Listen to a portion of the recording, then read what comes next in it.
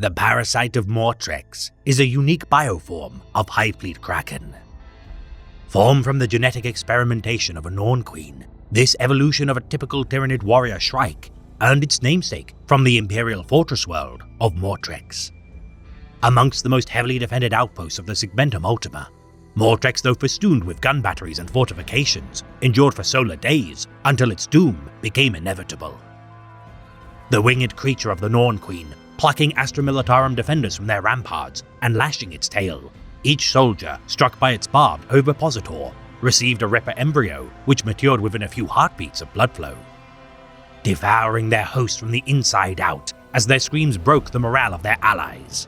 Gore aplenty heralded swarms of new lifeforms birthed from chest cavities as defenders chose whether to fight the foe above or those hastily scuttling at their heels, rapidly accelerating the digestion of Mortrex's populace as panic spread across their failing lines.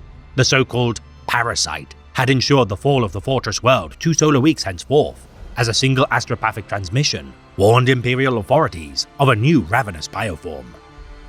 Its bat-winged form, not sighted since, many believe this angel of the four-armed Emperor to merely be an experiment to which the Norn Queen found wanting. Its claws and fanged maw perhaps remolded into new forms with the fall of Mortrex. Whether the parasite of Mortrex still roams the stars or not, the mere remembrance of its actions remains a terrifying tale for the pawns of the false Emperor to regale.